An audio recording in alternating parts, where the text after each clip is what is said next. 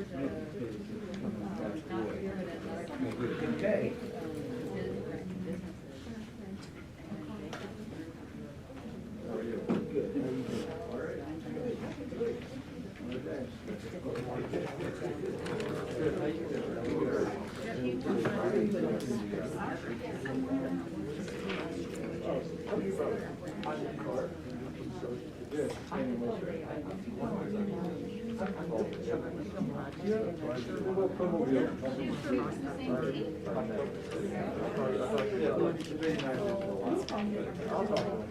Did you provide it or no? Maybe I looked at okay. Yeah.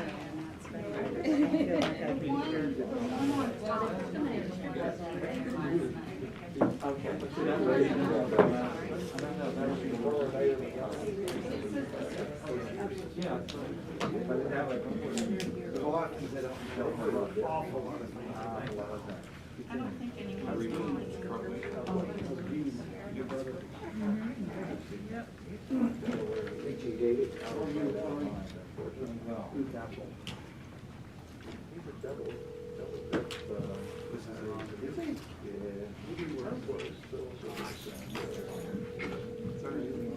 We have time. You want me to answer that? You can turn it off. I was waiting. Yeah, it only took one thing.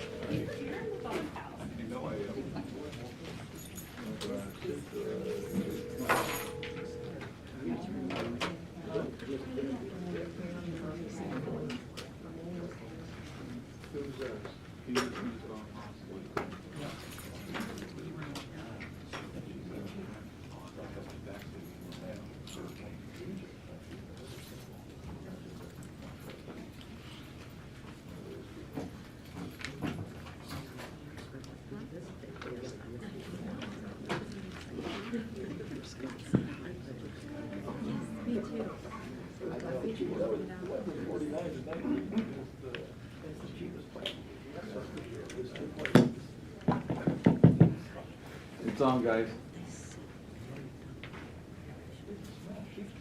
I think it's on. Yep. It does.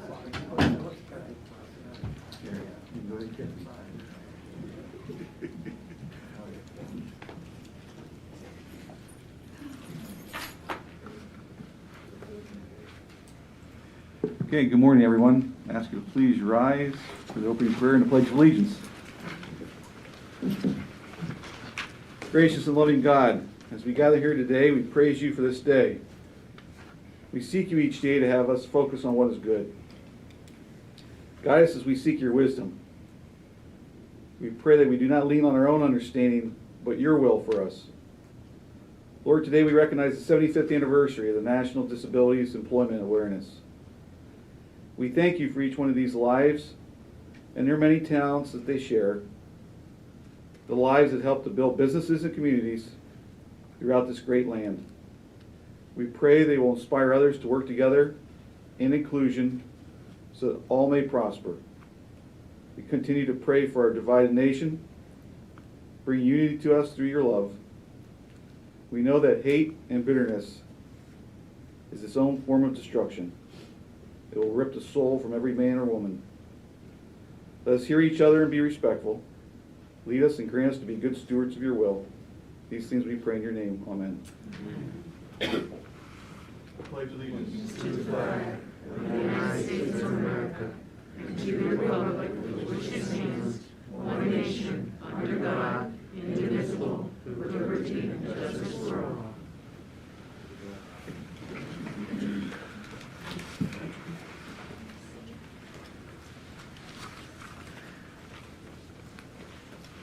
Good morning. We'll convene the Commissioners' public meeting at this time, and we'll ask for approval of the minutes for the previous meeting. I'll move to approve. Second? All in favor, say aye. Aye. Aye. So carried. Ask for public comment on the agenda items only at this time. Okay, hearing none, we'll move on. Do you want to do the proclamation Yeah. first? Mhm. Okay. All right, so Commissioner Meadow is going to read the Proclamation for National Disability Employment Awareness Month.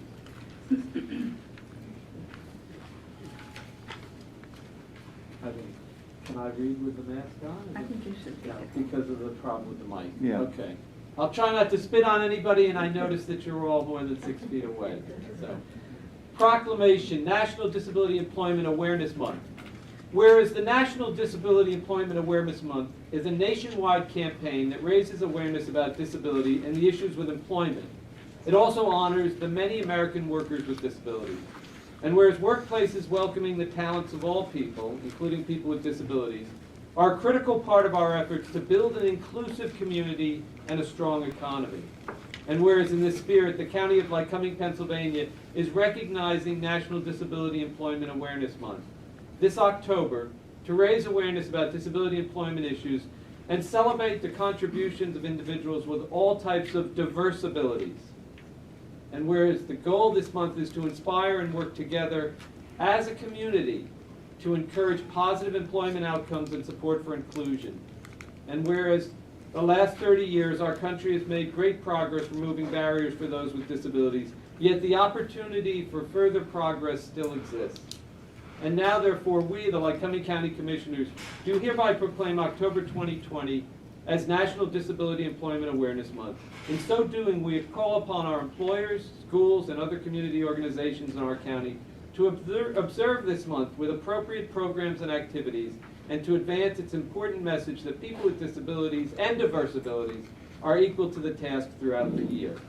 Signed, Lycoming County Commissioner Scott L. Metzger, Chairman, Tony Armiser, Vice Chairman, Richard Maravito, Secretary. Mr. Chairman. Anything you want to add? Well, I certainly am excited, and I think Commissioner Metzger will talk a little bit about the wonderful meeting we had earlier last week to try to put together a commission, which had been brought to our attention by the folks at the Center for Independent Living. They had asked us in July, I think, to put together a commission. And so we're excited by that. You know, I was thinking about today and all the people through history, some of whom we don't even know. We don't even know their names, but who have struggled to try to bring awareness of issues of diverse ability to all of us. And I say we don't know them because they're not usually written in our textbooks, although hopefully as time goes on, more and more of them will become names that we know. For example, how many of you know the name of Rosa Parks? Right? Okay. Well, there are many individuals like that, some of whom are sitting right here, who in their own way, and we hope to hear from them this morning, who in their own way are breaking barriers in terms of helping the public understand that we all live enriched lives when we include all people, with the knowledge that all of us are on a continuous path to diverse ability.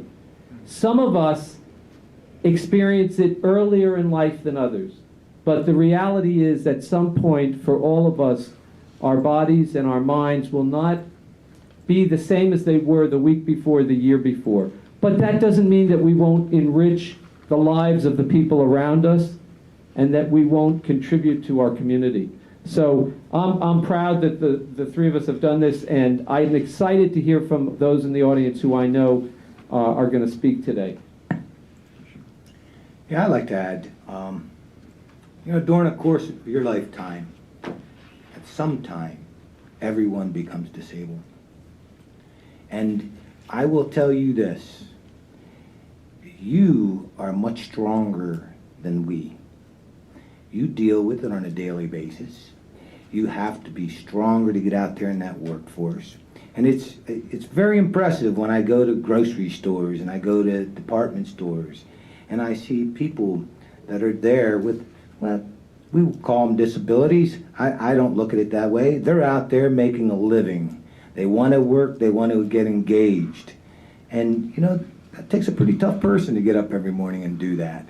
So I'm very proud of you all. I'm proud of all the sponsors and all the people that help the organizations throughout the country. And pass it on here to Commissioner Metzger. I think back to when I was a kid. My dad was a builder, and one of his laborers that he would hire was a gentleman by the name of Lloyd, who was a one-arm painter. He had one arm, and I used to wonder as a kid, how would he be able to do his job? So as a kid, I watched him, and he was phenomenal. I remember going down one morning and watching him, and him moving the ladders by himself, and climbing up on those ladders with a bucket, and how he would maneuver to get his job done. And one of the hardest working people I remember as a kid. And so that's a memory that stands out in my mind. That he didn't let that, it was a challenge, but he didn't let it stop him. He kept going. And my dad would always praise him about how hard of a worker he was. I'm just going to add, I went fishing with a one-armed fisherman once. You know how big the fish he caught? It was this big. No, they do incredible things. I played ball with a baseball player with one arm, and he had a little stub there, and that's where he put his glove. He was so fast and so good. He made the all-star teams. Nothing stops people when they want to achieve their goals and dreams. Absolutely. And we were at this meeting on Thursday. We're very excited about the turnout, and we want to put together a committee to help us with the buildings and what they can bring to us, and awareness, and how we can assist them and help them. We would encourage, we had several agencies there, but we would encourage people that do have a disability in the community to get involved, reach out to us. We'd love to have your input and maybe join the committee also. So we're not just asking for agencies, we're asking for individuals to join us at the next meeting. If you just reach out to the Commissioner's office or STEP, the different agencies that help, we'd love to hear from you, because we want everybody to be involved, the SIL, everybody to be involved in this process, so that we can do the best we can do for the disability community. You know, we learned, for example, that we have an automatic door opener at this door, but we don't want to have one at the courthouse. And Commissioner Metzger, in fact, who worked in that building for 32 years, talked about how the fact that when the wind blows down that street, it's very hard to hold that door. So it's things like that that many of us take for granted, or we overlook because we don't have the need, that helps people in the disability community educate us about what the issues are in a way that we can try to make changes so that everyone is able to participate.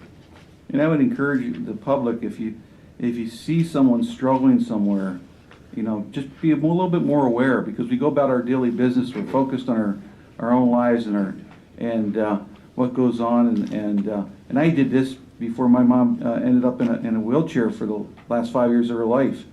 And as I would help her with her wheelchair, my awareness was heightened.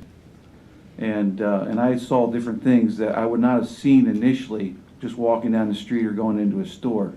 And I saw some of the challenges. So as you see those challenges, you either help that individual or bring those challenges to that agency or that business or our attention, so that we can address it. Because, for instance, I talked to Gretchen, who often attends our meetings. She was talking about a business she was at recently, and she couldn't get in the door. And she says, if somebody doesn't come by, I have to stand there for maybe 10 minutes until someone comes in the door. And if it's raining, snowing, it's freezing, no one should have to go through that.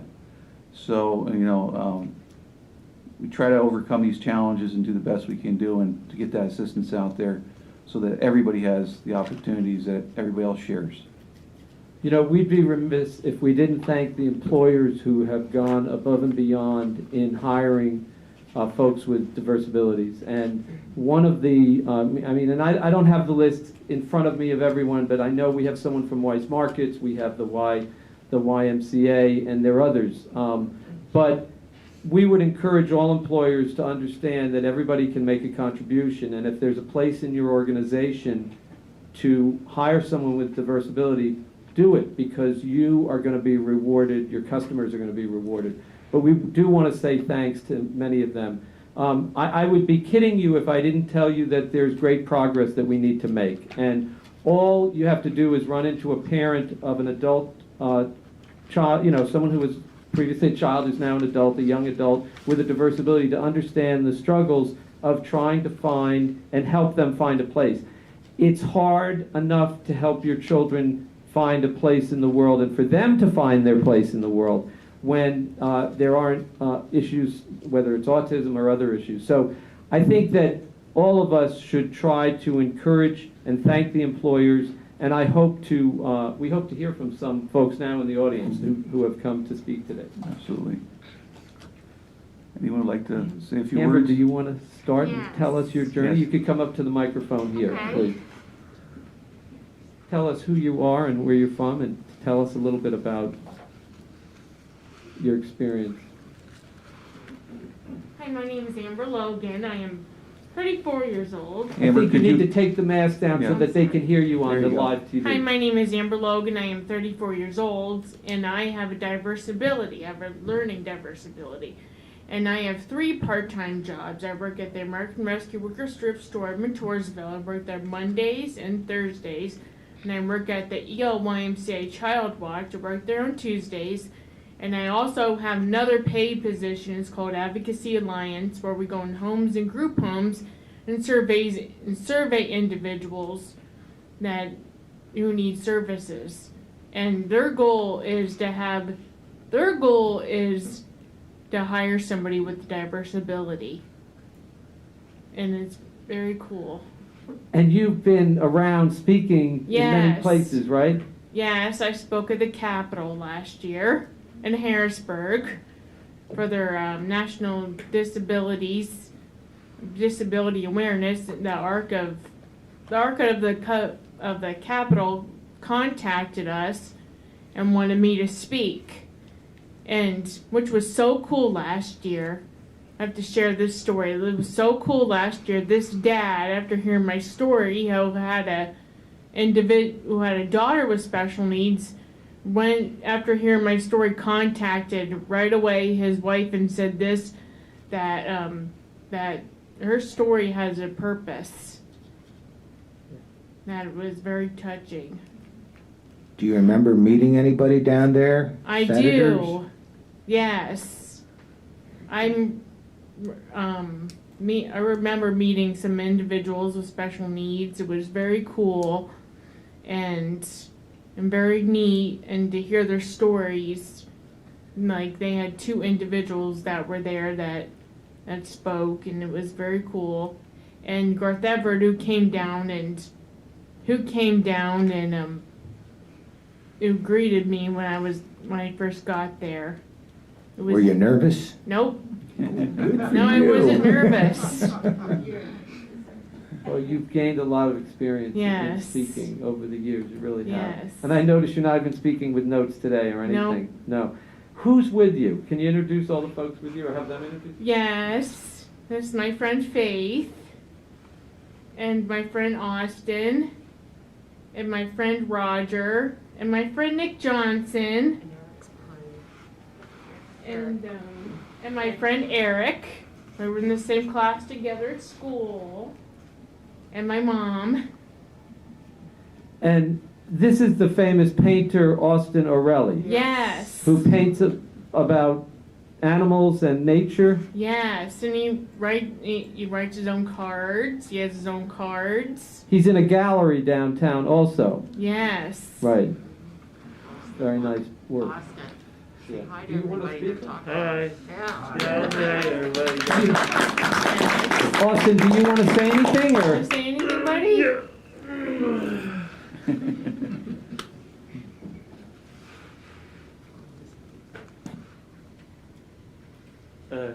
Yeah, I work on a children's book. You're putting out a children's book. Yeah, Yeah. That's wonderful. And you paint about animals? animals. Yeah. Right. They're beautiful. Yeah, they're beautiful. Thank you. Thank you. And Nick, Nick, do you want to say anything? Nick, you want to say anything? Nick's a good baseball player. I had the privilege of coaching him on my Challenger team. We had a lot of fun fun games, didn't we, Nick? He's looking forward to getting back on the field next year, hopefully. We couldn't play last year, but we're hoping to get back on the field next year, and it's great seeing your family with you. Roger, do you want to say anything?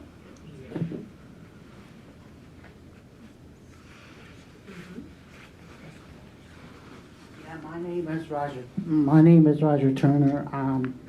I like the Y, and I like to do the drums and stuff with Diane. I think she's a wonderful person. Can you explain the drumming? The drumming, what we do is we have we got a bucket, and we put the bucket on the floor, and then we have drumsticks, and we just drum on the big drums. I've And we seen do it that. with music. Yes. Yep, down to Y. Yeah. Yep. They use it for exercise too. Mhm. Yeah. Yeah. So it's fun. Good job, Roger. Thank you. Dan, you want to go up and explain a little bit of that down to Yeah, Y? I And can, yeah. after that. Yeah, you got her choked up.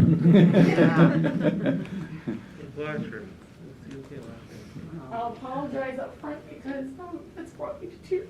Hmm. My name is Diana Logan, and 11 years ago, Amber and my daughter Erica, who's the life skill teacher at Montoursville High School, started a group fitness class for individuals with disabilities. The IU had me come in and run a summer program, and I'm like, I left and I went to our branch exec and said, of course, I live it every day too. Why don't we have anything for these individuals? They can do things.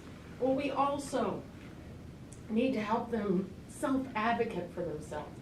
And so, 11 years ago, we started with basic group exercise things, which kind of gets boring sometimes if you've done group exercise. And the Y sent me to get Drums Alive certified.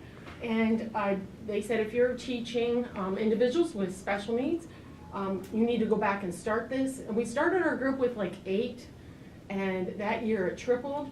And now our Y program, we've expanded it this year to Wednesday, Friday at Williamsport Y, and Saturday mornings at EL. It was just Saturday mornings. We got a grant this year to expand it. And I'm proud of these guys because this is one thing that we make a part of the workout is everybody shares or celebrates something every week because what they have to say is important. And I'm just proud of these guys today because of the courage it took for them to speak. And we drum, like you said, you take a bucket. I know this sounds weird. And when they sent me for the training, I stood with drumsticks after teaching group fitness for 30 years going right. And it's just amazing fun. You put the stability ball in the bucket with the drumsticks and you put on their favorite music and they come to life. So it has really opened doors for our family. Amber and Eric and I flew to Rhode Island to train with the creator of Drums Alive, who came in from Germany. And Amber is the first person in the United States with a disability to get certified. So it has shown her she can be a leader. She takes it into Hope Enterprise. But now Amber helps me to teach on Wednesday and Friday. So she's my co-teacher. We were able to present at the Boston National Shape Convention. Amber and Erica and I flew there, and we could write a story about just our flying experiences together and overcoming fears. Anyway, and we're there, we presented with the creator of Drums Alive, Carrie Akins, flew in, and we helped her present. So Amber got up in front of everybody to help present next to her, and she, you know, for an individual, you'll know this week to week when it's hard, when you don't have confidence. That's another goal for us, is to gain confidence, help them to gain confidence, and they absolutely, we have seen gaining confidence, making friends, being a part of a team. That was the goal. The Y has been so supportive of all of my adventures. And it's been a wonderful thing now to bring RVR together, and we're hoping it will grow beyond. We have a young lady coming from State College every Wednesday now to take Drums Alive with these guys because she's seeing, her sister said, I feel like she's living her best life. So it'd be great if we get the Y up there on board, but it has opened many open door opportunities for us to present and for these individuals to show what they can do, and they can do many things. So I'm just overcome today with emotion, so proud of them for speaking, and just appreciate the committee that's being formed, because I would like to be a part of the solution and help in that area. And now we have all these individuals coming together, and you definitely see happiness in the room and joy, and it just is great. Even though the pandemic has been hard on all of us, you know, we did some yard parties. We went to their house and drummed in the yard, and that was a lot of fun. But those are the things we're seeing. I'm just proud of the Y for opening the doors for these individuals to. We have an inclusion class, which is held on Tuesday at RY with members, and all individuals can come, and that is growing. So we probably now have over 70 enrolled. So it's been a great thing, and we appreciate the opportunity today. And Faith, did you want to say anything? I see you looking at me. Bring your mask down.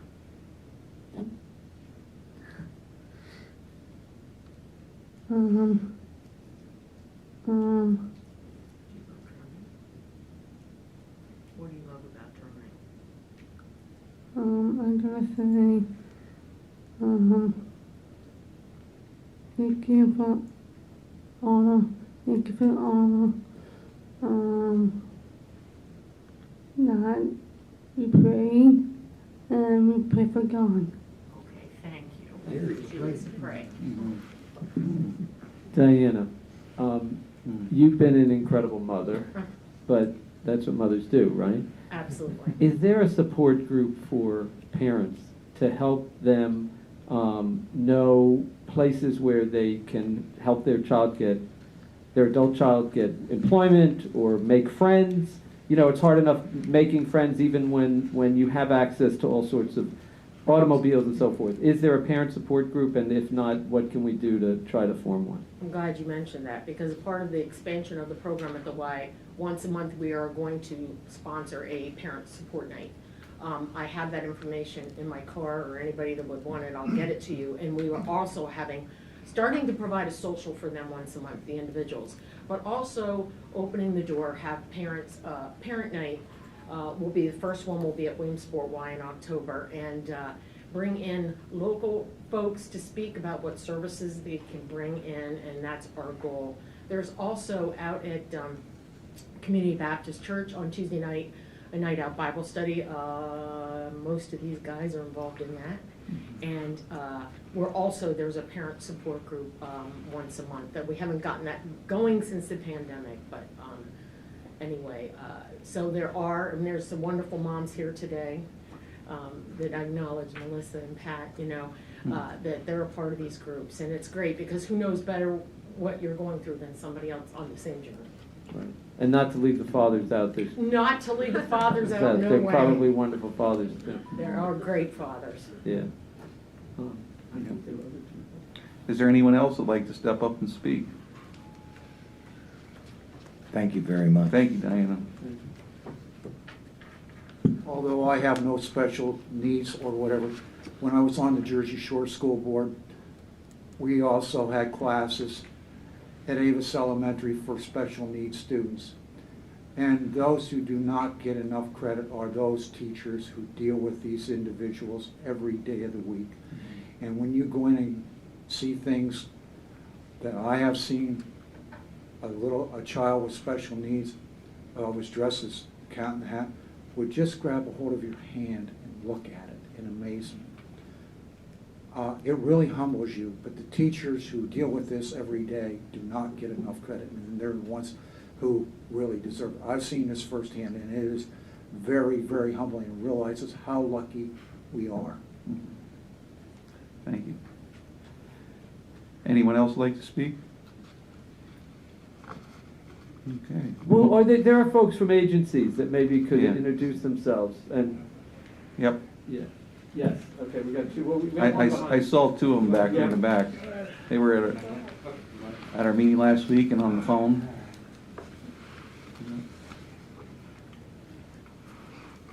All right, here we are. You have to pull them out there. There you go. Thank you.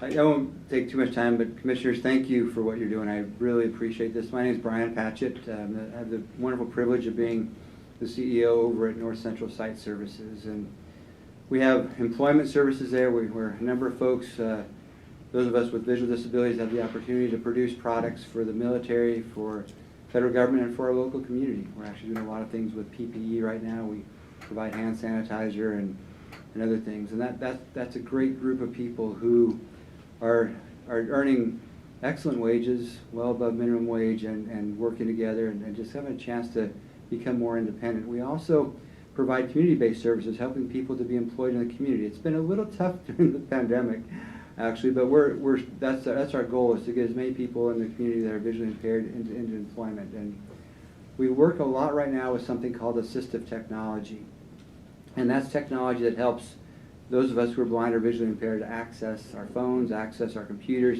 access all kinds of parts of life, even recreation. I think that's maybe on a personal note. When I became visually impaired when I was 7, and my parents, I have wonderful parents. My mom and dad are great people, and a doctor told them, let Brian try whatever he wants to do, you know. And so I was interested in lots of things, and interested in sports was part of that. And I think the doctor said, even if he wants to try playing baseball, let him try that. I did. I tried that when I was about 11. And I could hit the ball, but I couldn't catch the ball very well. So I decided baseball wasn't my sport, but I ended up playing soccer and ended up playing football. And those are things that I could do. And as I've gotten older and went through life and been fortunate to go through college and graduate school and be successful there, I have a wonderful family, wonderful wife, and 6 children. And it's been, I guess I feel this great desire to help people with visual disabilities and people with all kinds of disabilities in our community become more independent, become more a part of the community, more successful in school, in recreation. I've been overwhelmed as I've met people at North Central Site Services who are avid hunters. There's some great technology to help people who are visually impaired to be able to hunt, and I think that's great. And so, you know, my goal, and excited to be part of this commission for people with disabilities as we look at the county, is to help people become more independent and more successful. And I think we look at programmatically what the county's offering and make sure that's accessible to everybody. Physically, making sure that our buildings and things are accessible to everybody.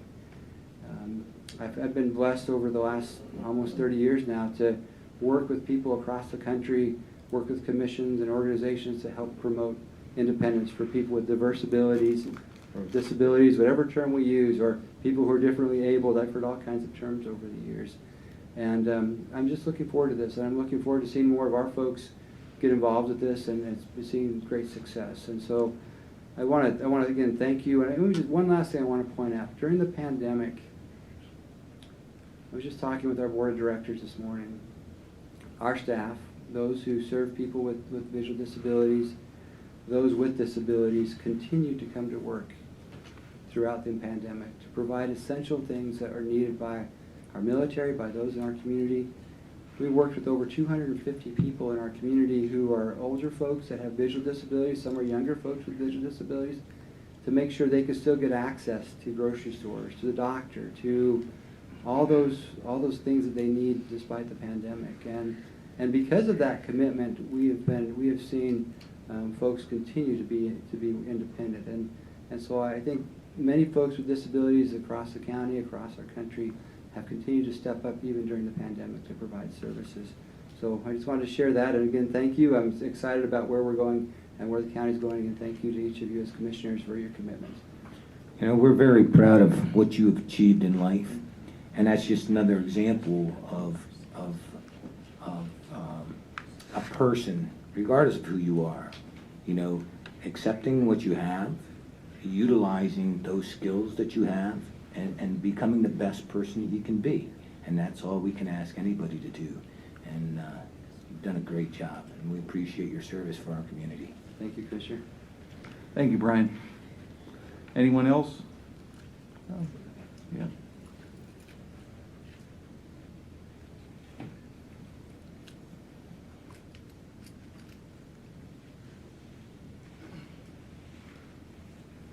Thank you. I'm just here to represent Clinton County intellectual disabilities programs. My name's Dan Bauer.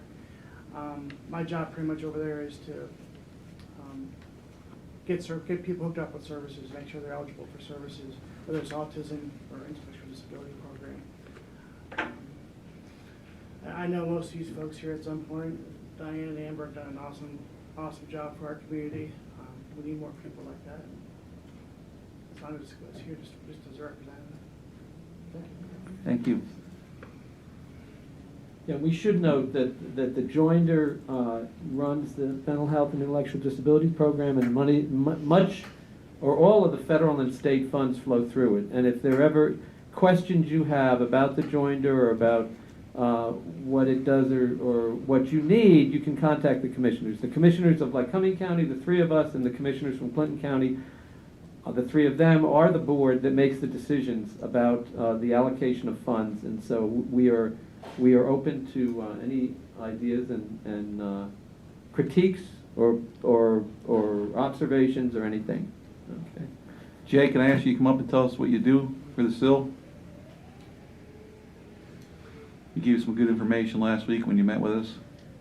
Good to see you. I'll just talk loud, I'm not sure I access the microphone. My name's J Harner. I am the short-term services supervisor for the Center for Independent Living. I oversee independent living skills, advocacy, ramping up for life. I'm also the employment network coordinator. Just following up with what Brian said, our community has a lot of great services and things to offer people with disabilities, diverse abilities, how you want to say it. And as Commissioner Tony was saying earlier, we all face a disability at some point in our life. And for some of us, we're born with it. For myself, I became a quadriplegic at the age of 18. Literally, one split second, I was able-bodied. A split second later, I had an accident and left me paralyzed instantly from the chest down.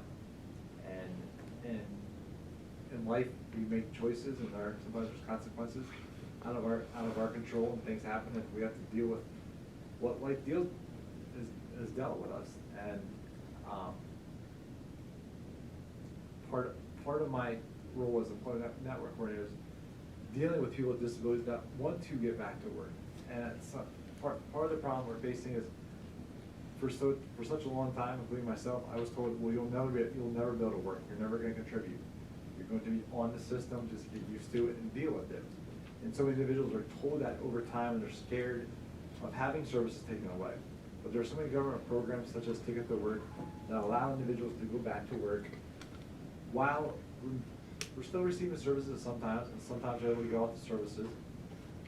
But we can get individuals back to work. And like we talked about, the employers that are willing to give people a chance to see that there's so many things that can be done and that individuals can do if they're given the opportunity to be successful. And they're not only are they successful, but their employers are rewarded at the same time. So I thank the commissioners for creating the committee that we're going to be working on, and just allowing the community to understand the services that are available and bringing different organizations together so we can contribute and give the individuals that are looking to be successful and the services they needed, that we can give the opportunity to just move forward and be prosperous.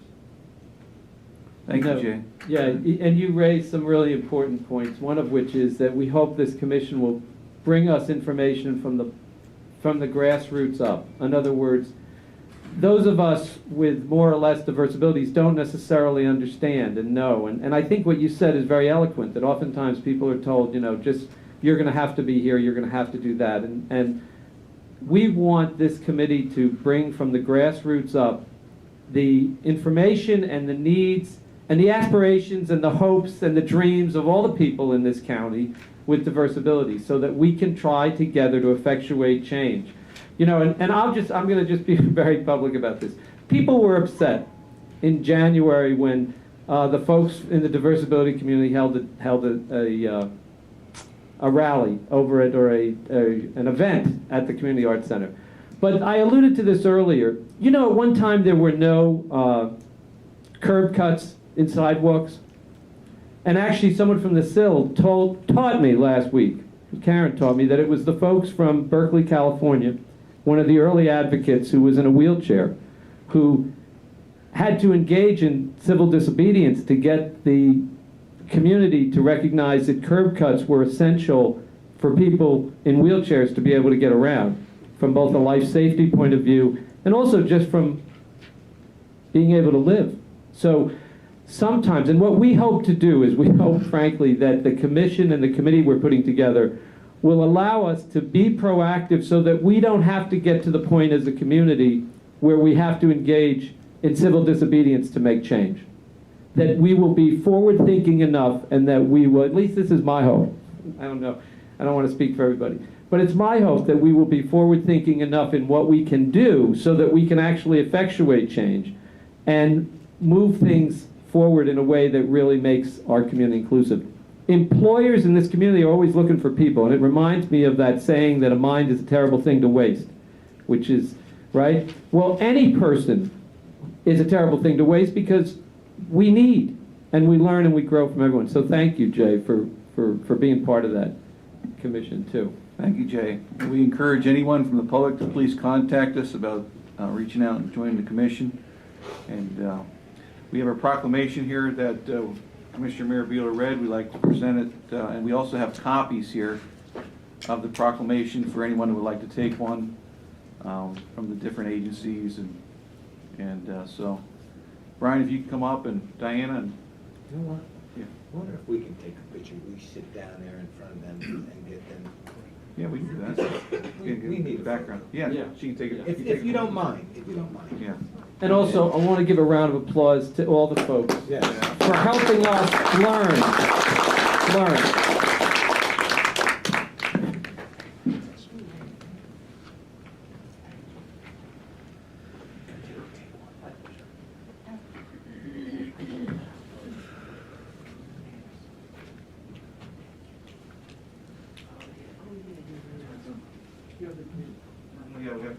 Yeah, we have pins here from, unfortunately, we didn't have the series this year for Little League. Can I have that?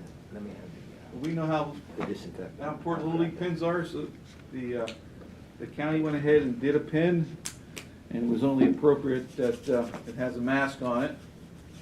And so we'd like everyone to have one. If you don't, there's a bag full of them back there. Please help yourself. Anybody's welcome to the pins. So we want to make sure we get them out. And You want me to just set them out there? Yeah. Okay. I'll set them in the back table so you can take one on the way out. You can take one on the way out.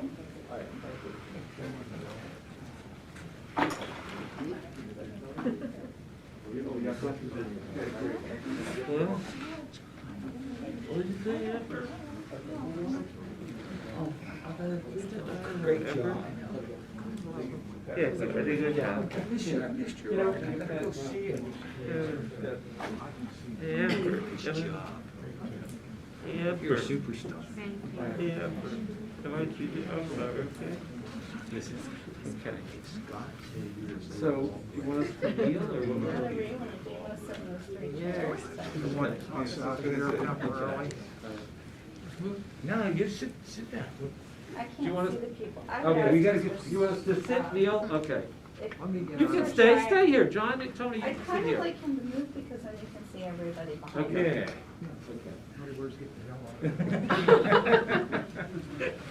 That's a lot better. Okay, that's. Let me go like this. There you go. That's good. Thank you. Thank you. Okay. We'll have those photos for $25 a piece. 2 for 10.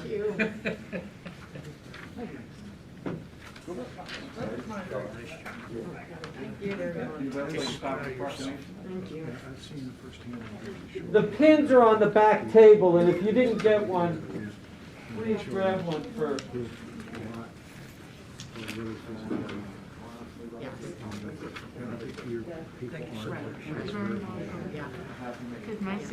Oh, wait, before folks leave, Emily, Emily, did you want to say a few words about the services or the program, or?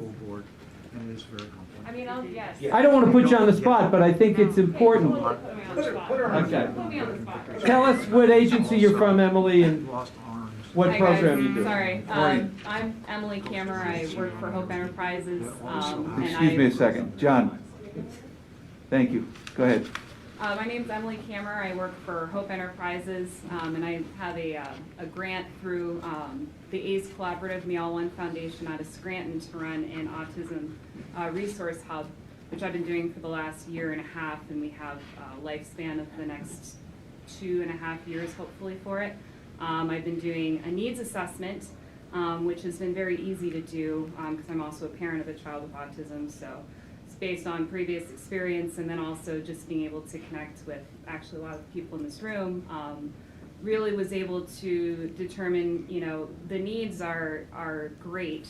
That's not a big concern there, but based on what everybody was saying here today, I just want to let everybody know that beyond just all of the great efforts being done by folks that have sensory problems, have different disabilities or inhibitors, the other part to it is really having a community that has a level of understanding and awareness, but also education.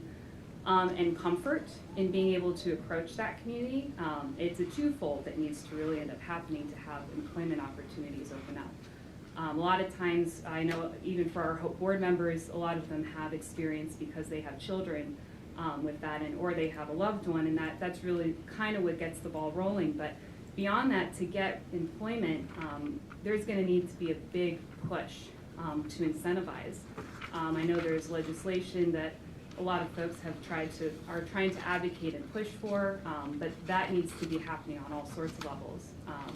There's a lot of incentives with grants for sensory-friendly areas, and something that our grant is giving me the opportunity to help write is curriculum and modules we're starting with daycares. Daycares is actually where it starts with a lot of folks that their children get kicked out of programs left and right. I experienced that myself with my kid.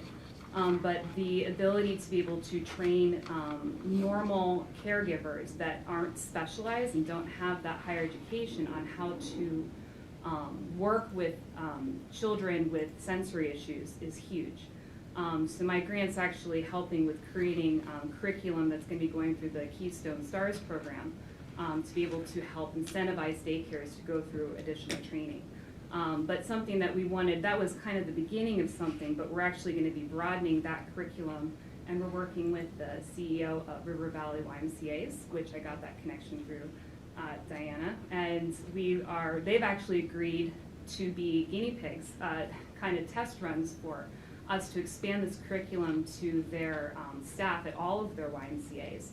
So we're going to be training lifeguards and people that are working in the gym, different avenues like that, because it is such a huge community center, to be able to help with advocacy and also just a general understanding of being able to help break down that hesitancy and discomfort of knowing how to engage.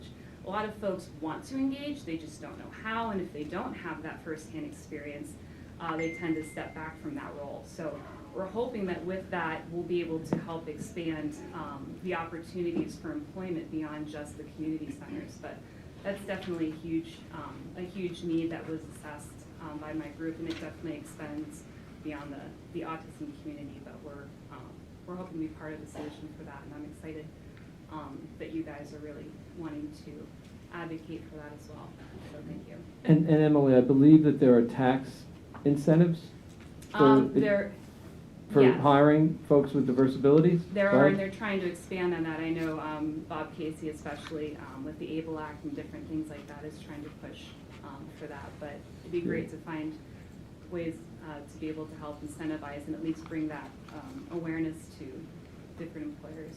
And I'm proud that the county has engaged in crisis intervention training, because we know that, for example, if a police officer, if a person with autism runs into a situation, we want our law enforcement officers to be able to know how to approach them, to recognize and understand, so that we don't have some things that have happened in other communities where there have been literally folks with autism who couldn't necessarily respond in a sensory way.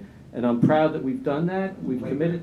And And playgrounds, yep. We committed as commissioners to that playground at the Jackson School, or Stevens School, and the city's doing that. But there's always work to do, and what's exciting is all the young people in the room.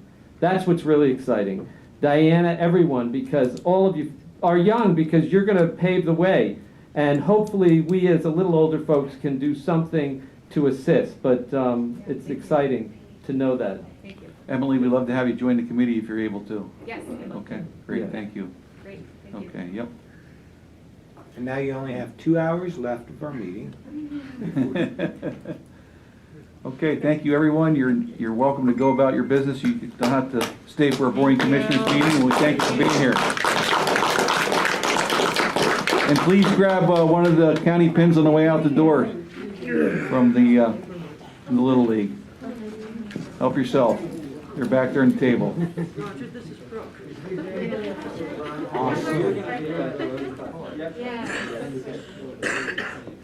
that was the thing. What? Yeah, too big. This is my brother. Yeah. All right, we'll take it. See you, Diana. Bye-bye, Amber. Take care. Amber, I'll wake up. Roger, awesome. Thank you. Hey, Amber, I'll wake up. Amber.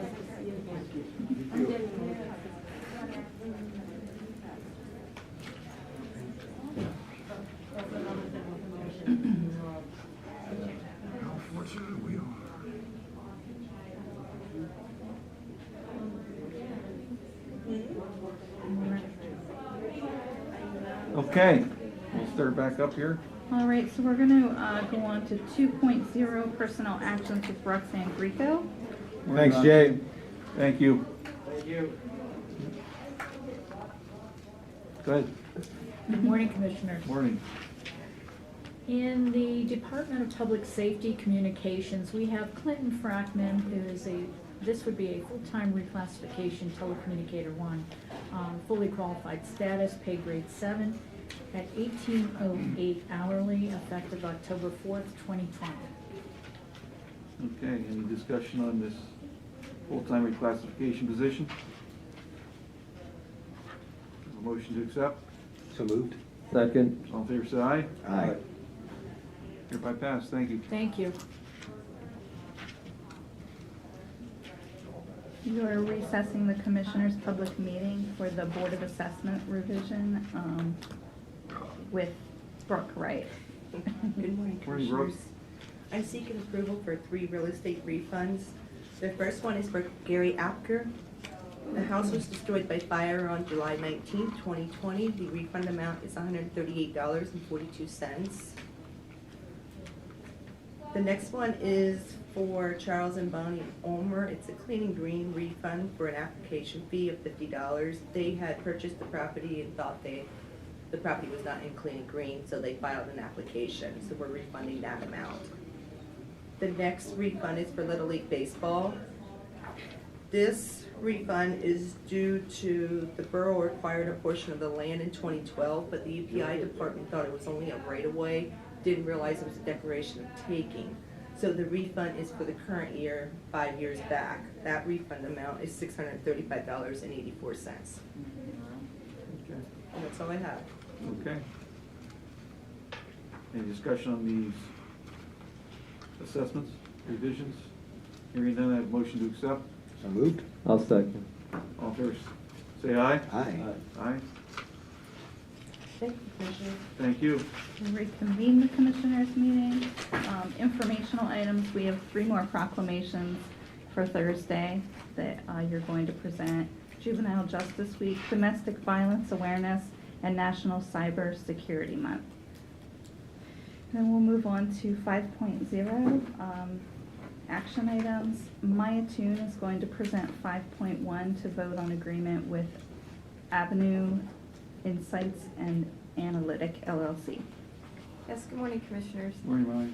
This is for the manual review, scanning, and indexing of deed books for the Register and Recorder's Office. It's in the amount of $210,000. This is part of the COVID-19 request that the county had for the county relief block grant monies that we received from DCED. I would state, and I kind of would defer to the solicitor on this, I'm in the process of still verifying that this vendor is indeed on state contract, because if they are not, then what we would have to do would have to go through the normal bidding process in order to comply with that grant requirement. We have not been able to have the opportunity to do that thus far. We're still going back and forth with the vendor, trying to acquire that. But for the sake of time, because this is a large project that would require us to get it done timely by December 30th, I wanted to bring it before you. Should I get that number, then we could proceed with the process. Okay. Any questions? Hearing none, can I have a motion? I'll move to approve the agreement. I'll second. All in favor, say aye. Aye. Aye. Okay, thank you. Thank you. The next 7 items are Kristen McLaughlin. Morning, Kristen. Kristen, do you want me to read each one, or do you just want to go through? It's entirely up to you. I'll just let you read them if you want to just flow through. Sure. So 5.2 is to vote on the federal fiscal year 2019 sub-recipient agreement with Jersey Shore Borough for the Meadow Alley Reconstruction Project. This is in the amount of $77,401. Okay. You want to, we can vote on all these as a whole if you want. Okay, sure. Yep. The only one is 5.7 will need to wait until after the public hearing. Okay. Since that requires input from the public. Yes. Or an opportunity for the public to have input. The next agenda item is a memorandum of understanding between Lycoming County and Lycoming County Housing Authority. This is to act as the responsible entity for environmental reviews. Okay.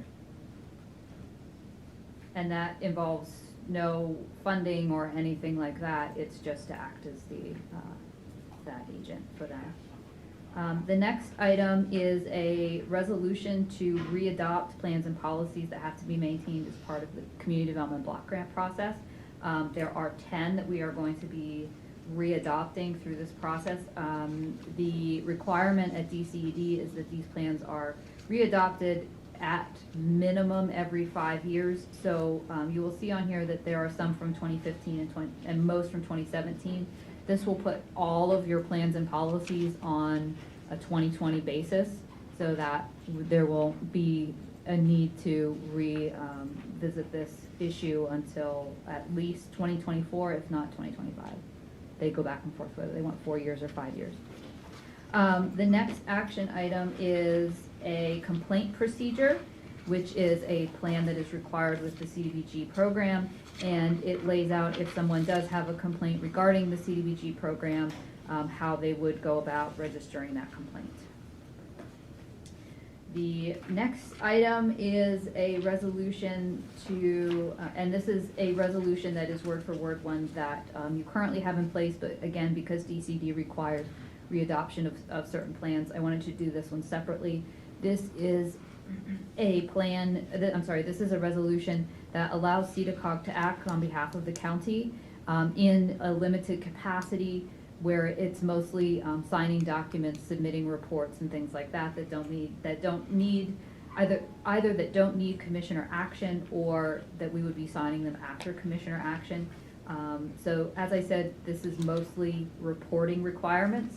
And then the second component of that is budget revisions, modifications, or contract extension requests would require action by the commissioners, but we would actually sign the letter that goes to DCED. And, okay, so skipping over 5.7, 5.8 is actually quite pertinent considering the earlier discussion today. It is to comply with the Section 504 requirements, which are related to handicap accessibility in particularly government buildings. And this is to readopt your Section 504 compliance officer, who is Matt McDermott, and also establish the grievance procedure, which you already have in place. Okay. Any discussion on action items 5.2 through 5.8? And I believe we do have somebody from the housing here. If they'd like to make any Yes, if you comments. have any particular questions related to the Housing Authority's memorandum of understanding that I can't answer, she is here. Okay. And Commissioner just to clarify, it doesn't include 5.7 at this point? Correct. And So, you just- yeah, quick question, so the housing authority is gonna do the environmental reviews? CEDACOG actually does the environmental reviews on behalf of the Oh, housing for the authority. housing, got it, And so that's okay. why I'm involved. Right. But that process requires, an environmental review must be signed off on by a unit of local government. And housing authority is not considered a unit of local government. And so entities like the housing authority and a variety of other organizations that need to do environmental reviews in order to spend the federal money that they've received have to have a unit of local government that actually signs the environmental reviews on their behalf. Got it, okay. And this is something that we've done every year for Forever, forever. Unfortunately, they're only the MOUs have to correspond with a specific programmatic year, so it's something that we need to do every year. Any further questions? Okay, can I have a motion to accept action items 5.2, 5.3, 5.4, 5.5, 5.6, and 5.8? So moved. I'll second. All in favor, say aye. Aye. Aye. So carried. So we're recessing the Commissioners' public meeting and going to the 6.0 final public hearing for fiscal year 2020 Community Development Block Grant. For federal fiscal year 2020, the county as a whole, including Jersey Shore Borough, Montoursville Borough, and South Williamsport Borough, will receive $597,978 in CDBG funds. The total allocation for the county itself is $286,189. And the projects that were selected were the regional sewer lateral reconstruction, that is with West Branch Regional Authority, the Center for Independent Living rooftop air conditioning unit administration. Jersey Shore Borough will be doing curb cuts. Montoursville Borough will also be doing curb cuts, and South Williamsport will be funding a slum blight removal program. So the resolution, which was number 5.7, empowers the chairman of the board here to sign all the signature documents, and that we would actually submit the application. And so at this time, any public comments on any of the items that are being funded?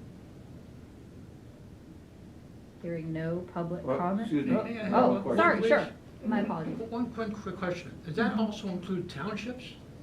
Okay, so this particular municipalities that were back in the 80s on the UDAG distress list and met a particular population criteria, which is 4,000, were allowed to get into the Community Development Block Grant Program. And so some municipalities were able to do that at that time, and because they continue to meet the population requirements, they continue to receive CDBG funds. So those are Jersey Shore Borough, Montoursville, and South Williamsport. They actually receive their own specific allocation but are under the county's contract. Loyalsock Township also receives its own funds, as does the city of Williamsport. They're not under the county's contract.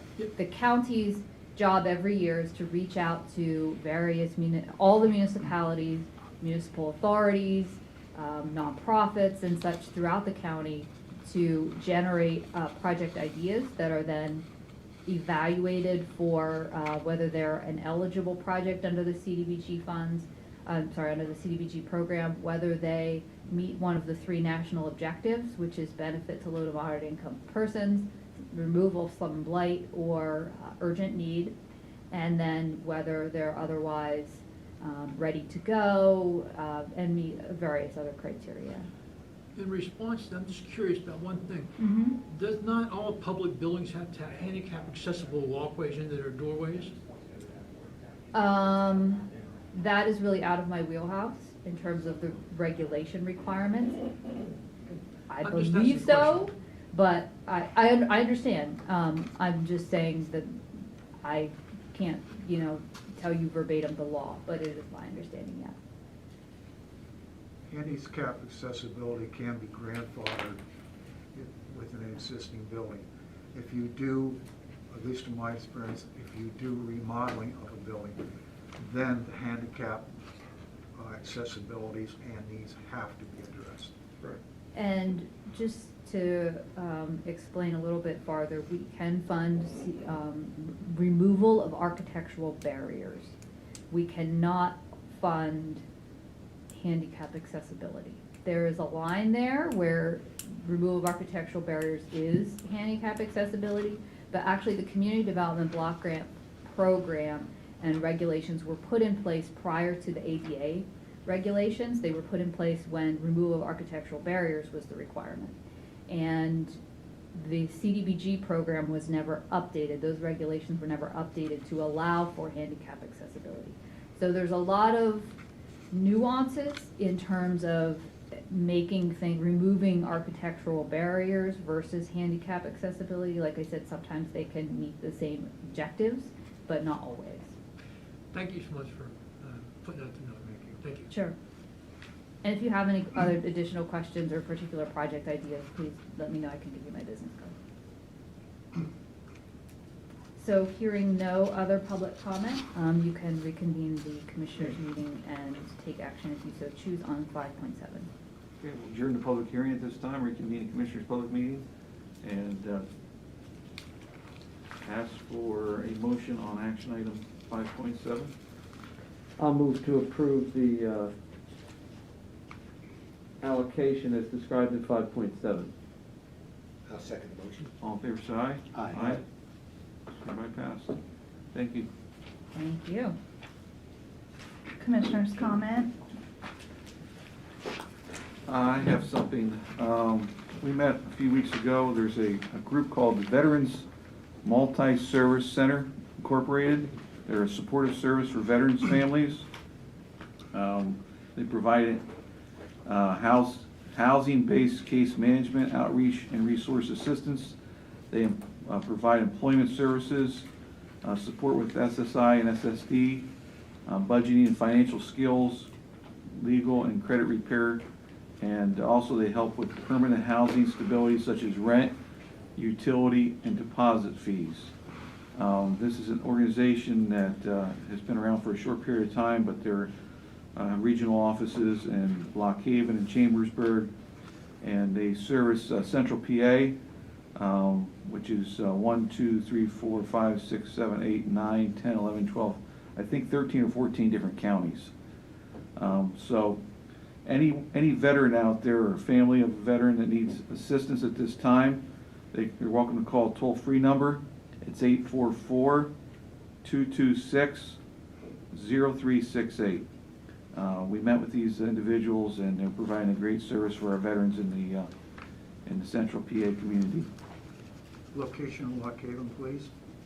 The location of Lock Haven is 8 North Grove Street, Suite 2. Okay. And their phone number up there is 717-810-6742. It's a local VA office. So if you're a veteran and you're behind in your rent or your mortgage payments, I'm not positive about the mortgage, but definitely the rent, yeah. contact them and they can take care of that. I guess I'd like to, are you finished? Yeah. We had a couple conversations with a number of voter registration directors. We also went around the community and asked some questions about voting and what they were concerned about. So here's one of the issues that I think we need to call our legislators again about. I have not heard any reason, any good reason so far as to why we should not pre-canvass the votes that come in, the mail-in votes that come in. Pre-canvassing means that they can, when they receive them, they can tally the votes. And why is this important? Right now, it appears that you will have many more Democrats voting mail-in than Republicans, and I don't know why. In the county, it was pretty much equal.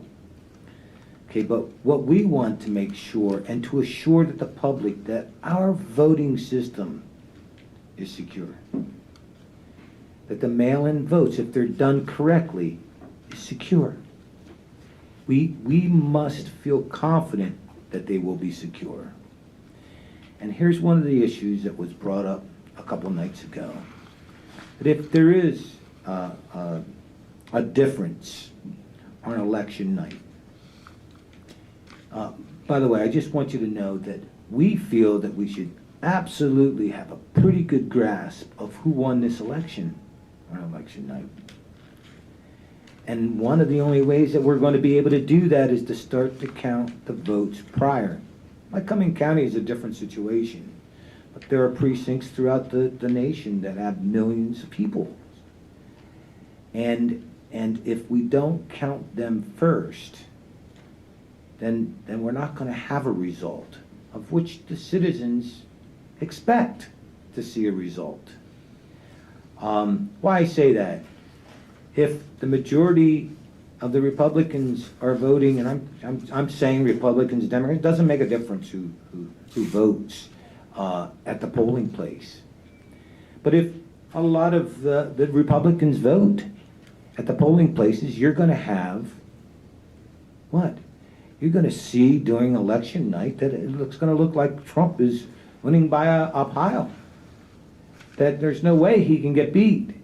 And then as things start to trickle in from the mail-in votes, because they're not counted, it's going to look like, and Vice President Biden were to win the election, he's going to cast doubt about this. And we know by doing as much research as we have that there were plenty of states that were out there, well, not plenty, there were a number of states that did mail-in ballots for a very long time. Very secure. They ran them just as absentee ballots. But not every state did.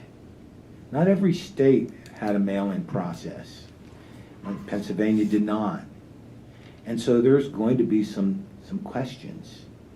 I believe, this is coming from me personally and from some of the directors, that it is essential that they can start to cast these ballots so we have some type of conclusion well before 4 or 5 days out. And that's what I'm urging everybody out there, as far as me personally as a commissioner, to please contact them and see if they can pre-canvass these votes. And it is alarming because Act 77 has turned the voting process upside down. We have 16 out of 67 counties where the director or the deputy director of the voting administration has resigned in the last 6 months. So we have basically 1 out of 4 that are new going into their offices, and it's going to be a difficult process. So there's a lot that needs to be addressed by the state legislation. And it's not just that. I mean, the cost of this is astronomical. I mean, we're looking at, how many did we send out? What do we anticipate? Over 14,000 here in the next couple of days. Some of them are already sent out. That was over $7,200 that we had to pay county taxpayers on an unfunded mandate that we did not have in our budget for postage. And that's just the one way. And then it's got to come back. Okay, the overtime that we have been putting in at voter registration is a lot of money that was not in our budget. And counting the votes now, counting the mail-in votes. What did we do? We hired 2 temps just to come in and help with the process, so that we feel that we can assure our constituents that the Lycoming County vote is secure and fair, and that's probably one of our biggest, obligations right now, is to make sure that this vote is fair for for all people of Lycoming County. Yeah, one of the attempts started yesterday and the other one starts today. Anything else? Commissioner? Okay. This time we ask for public comment. Mr. Stout. Yes, I wanted to make a comment about the Office of Voter Services. I'm sorry. So thank you both for making a remark about that. They deserve a tremendous amount of appreciation. Forrest Lehman, Jill Schumann, Mary Kay Camp, and Susan Johnson are working 80, 90 hours a week right now. They've been doing so since August. And the reason why I'm even making a public announcement is to appeal to the public to please go to lyco.org/vote. lyco.org/vote will answer 99.9% of all the questions that they have been getting. I sat and talked with Forrest Lehman in the first 3 minutes. His phone rang 5 times. It never stops. They can't get any work done because all day long they are answering questions from people that got on Facebook or heard a rumor and they call and they want to know what's going on. Or what's even worse, as if anything could be worse, is they're angry over what you just said, Commissioner Massera, of all the frustration. They need somebody to vent to lash out at, and they call the voter services. I mean, literally people screaming over the telephone, blaming them for the process. And they're suffering stress, they're going through, I mean, it's no wonder that 16, I didn't know that, but that's not a surprise. I don't know how they keep their sanity over there. And I'm giving them a lot of love and obviously doing some articles. And so this is just my own little promotion to their website, which I've gone to a number of times. It answered, I even tried to think of a question, and it's there. They answer everything clearly, simply. It's black and white. If you are literate, you should be able to vote. In fact, if you're illiterate, I wonder, that's another thing, but you are allowed to vote. If you're allowed to vote, then show your education, be an educated voter, but at least know what to do. Everything is clear. They even have people that have filled out their ballots and made a mistake, and now what do we do about it? Again, if you read the yellow sheet, even that's given in there, if you just walk through it, it's not brain surgery.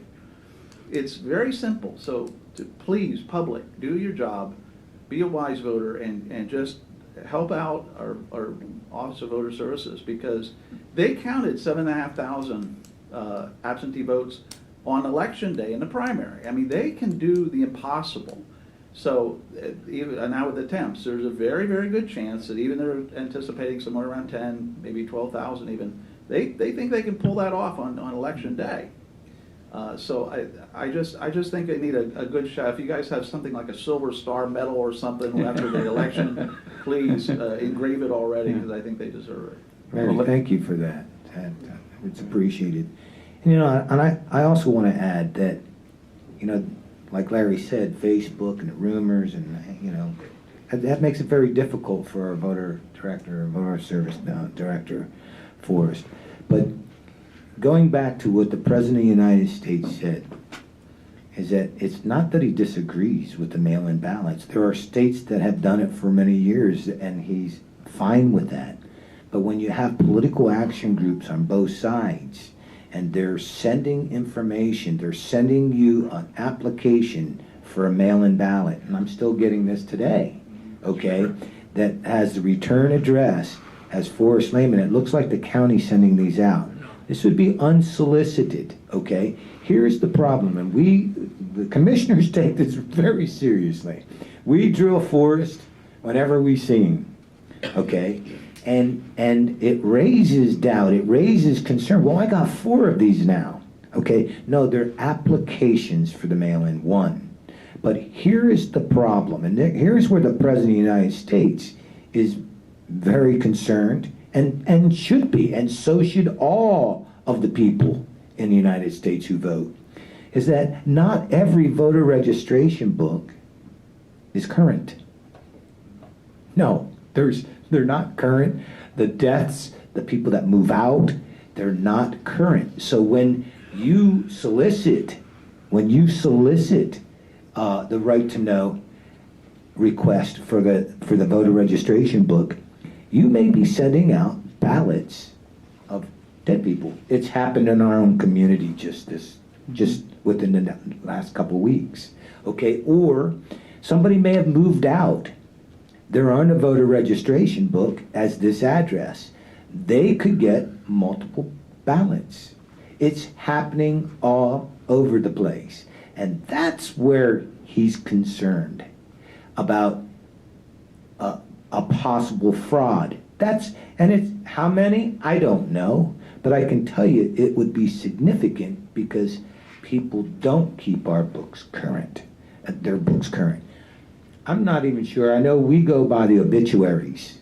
Okay, when somebody dies, that's their job. Go into there, and as soon as they see a person dies and they can verify it, they take them off the voter registrations. But we're small. There are places that don't have them taken off, and because of cost. So, especially with new directors and deputies coming in. Oh, absolutely, a major issue. Yeah.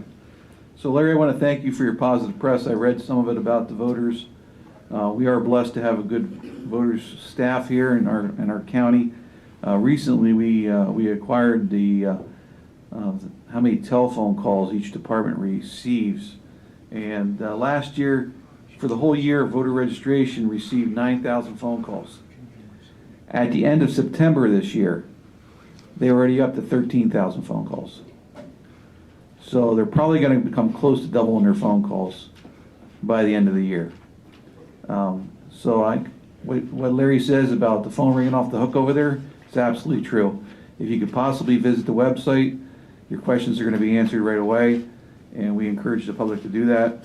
They have a small staff over there. They're a great staff, and we thank them for our service. They did a remarkable job in the primary, but as Forrest said, they handled about 7,500 absentee mail-in ballots, and he's looking at anywhere from 12 to 15,000 during the general election. So it's going to be almost double. That's a lot. So again, Larry, thank you for the positive press on this. And at this time, we ask for any other additional public comment.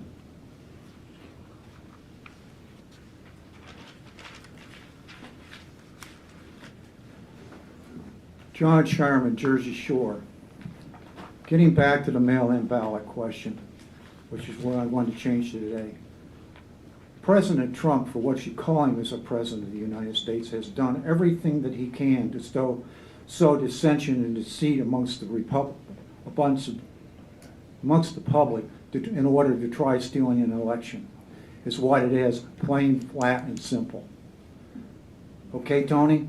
And another thing, you mentioned about the Supreme Court about being can't be eight members at this time. Well, the Republicans back in 2015 and 2016 decided it was okay then for there only to be 8 Supreme Court justices. And Merrick, can't think of his last name right now, Merrick Garland, was even denied Supreme Court hearing at that time because of Mitch McConnell and the Republicans doing it.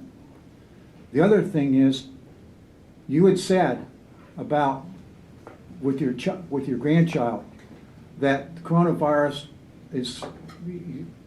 she had very little effects on it. Well, children, their symptoms are not very prevalent, but kids at that age are great super spreaders of things.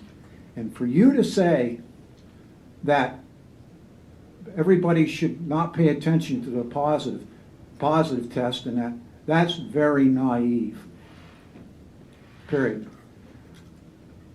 And I'll cut it at that, because the Republicans, in a lot of ways, with their lawsuits and everything else, and with the governor of Texas, he's restricting drop-off ballots to one drop-off box per county.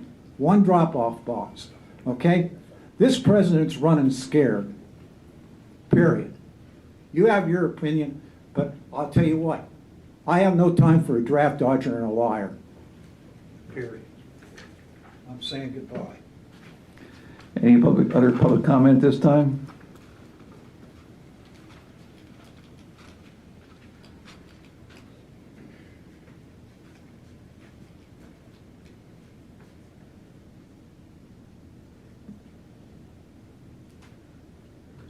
Good morning, Commissioners. Morning.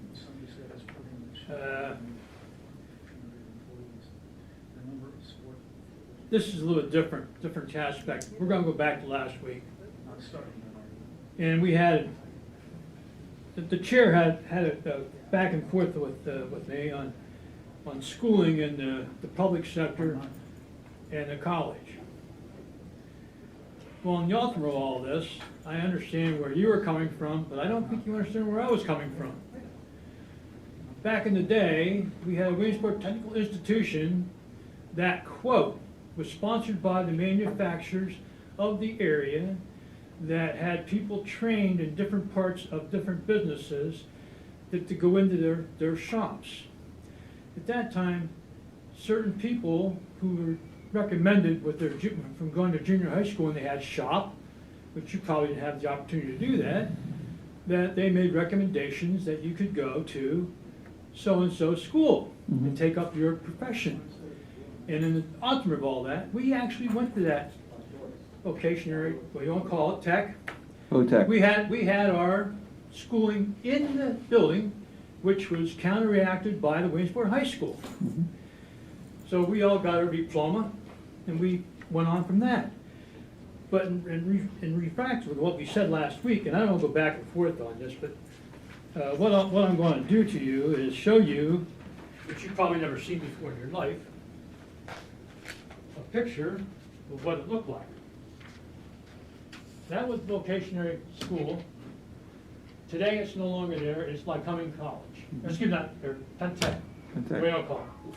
And the problem I have with that is when someone brings something to someone's attention. You gotta go to the mic because they can't. Well, I want to show you the picture. Okay, you leave the picture and you can go back. What address is that building now? Straight down on 3rd Street. Mhm. Can't miss it. Yep. That's what it used to be. So with that being said, and again, I'm not here to pick any fights or pick any balls with anybody. Yeah. We intend for back and forth, and you made the remark that I should get all my facts straight before I made a presentation. So, and I took that with a lot of regret, because when I started coming to these commissioners' meetings, I was invited to come here, okay? Which I really appreciate, to be invited to come to these commissioner meetings. But in due respect, with everything that's going on, I think it's interesting that we got in a bad situation with that. But that's one thing with that. And I don't want to pick any fights with anyone, I'm just telling you that's what was said and how you came back at me. And I don't really want to get into anyone's bad progress with this thing. But the thing I'm curious about is there a direct report on what's going on at the airport right now? Seeing that the county put a person in charge of the airport, and it hasn't been anything said about the airport with the airlines going on. They just announced last night they had a major layoff with all their help. Came out of the Enquirer.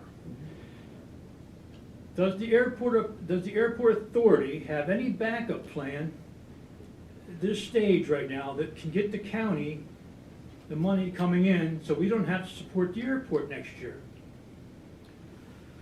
At this time, we have the same thing as anybody else has. They've told us that they're closed from October 3rd through right after the election. That was one of the 16 airports they chose to cut back on. I saw the same thing you did, is they laid off 32,000 employees nationwide.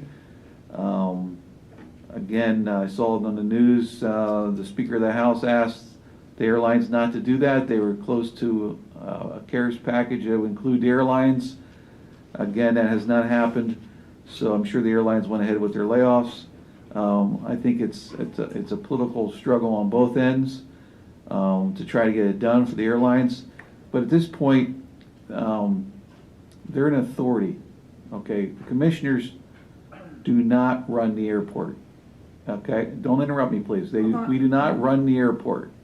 Okay, we're their authority. Authorities are a body recognized by law. We try to work with the authorities. We have not had any communication with them.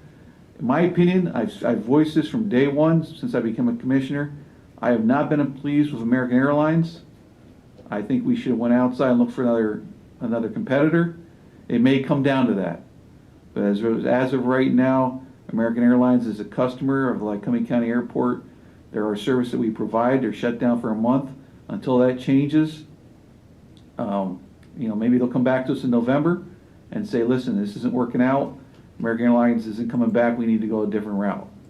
I know Commissioner Massar's voiced the same thing I've voiced, that we should have competition at our airport, but it hasn't happened. It may happen in the future. And that's just my personal feelings. Okay, thank you for your opinion. Yeah. So, Bill, just so you understand, the county has backed some bonds, I believe, right? Or did they not? I'm trying to remember. We're responsible, the taxpayers are responsible for the debt obligation. Yeah, and that is maybe what you're talking about, the daily. I know all about it. Oh, you do? Okay. I don't want to go, I know all about what's going on. Okay. The biggest question I have for you is, what's the county doing about the drought? Where does our reservoir stand right now? I have nothing seen anywhere where we stand water-wise.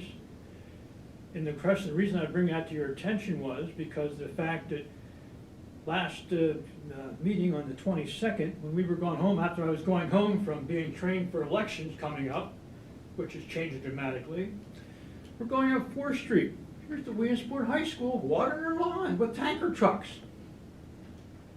And we're in a drought. I don't believe we were put in any drought emergency because of the water table. Now, I'm not saying, I don't know, maybe what was it, 15 years ago or so, we had a drought and they had put all restrictions on us. But it was probably about 3 weeks ago that we had a report that the water tables were pretty good, although we did have a couple wells on personal properties that went dry. So I guess it depends on where you're at. Well, in that respect, and I'm just curious about that, when you just said that, it's very important. Why would they send letters out to people in the Williamsport Water Authorities to take it easy on the water consumption? Well, you should. Okay, so and with that being said, why would they be watering the grass at Roosevelt up there under the situation we're in? And everyone asks the question. Bill, there's nothing wrong with being cautious, but we haven't been given any kind of alert that we're in a drought. Okay? Lycoming County has been not notified that we're in a drought emergency. Okay? And until then, there can't be restrictions mandatory placed. You can be cautious and send out, if the authority decides to do that and ask people to be cautious, it's just, that's what they choose to do. NOAA put the report out. Everyone knows about it. I just asked for where does our reservoir stand at? Here we go again. And we told you, we've been informed they're not bad. They're in good condition at this point. Well, to be honest with you, I don't know where the reservoir, you'd have to ask the Williamsport Water Authority. Yeah. I don't personally know. I don't think we get a report. Do we get a report? I don't think we get a report from the Water Authority. I'm just being It's clear. on county land. Why wouldn't you get a report? I don't. Which one's on county land, Bill? Everything that's going on. Our reservoirs are on county land. Wouldn't you like to know where we stand with our water supply? Yeah, no, it's a good point. I'm not sure it's on, I think they actually, but you're saying it's within the county is what you mean? It's Lycoming County. Right. Okay. Right. Yeah, we can check. Not land we own. By the way, the thing about watering the school is probably the school district. Yeah. You know what I mean? But we don't, just so, Bill, I'm curious, you raised an interesting point about where they are, and we certainly could call Mike Miller over at the Water Authority and find out. You're saying it's within the county. We don't own it. It's owned by the Water Authority, but we can ask. But we don't, just so you know, we can't tell the school district what to do.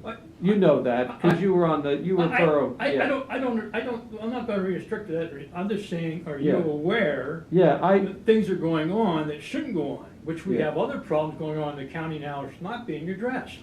Yeah. And if they are being addressed, it's being close quarters, and no one ever hears about it. And as far as voting goes, let me tell you what. You want to sit in elections back here, run the county elections back here for 17 hours, and take a lot of slack. That's where the slack comes in at. And there's no two ways about that. Been there, done that, this will be my 15th one. What do you mean slack? People come in and complain all the time about everything. You mean flat? Yep. People. Yep. Okay. Constantly.